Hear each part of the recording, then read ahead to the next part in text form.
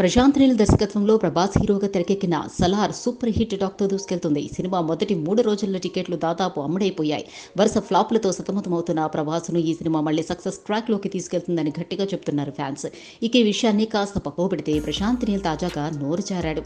Young tiger schedule reveal చేశాడు. ప్రభాస్తో Salaar cinema చేస్తున్న సమయంలోనే తన నెక్స్ట్ సినిమా జూనియర్ ఎన్టీఆర్తో ఉంటుందని ప్రశాంత్ నీల్ ప్రకటించాడు.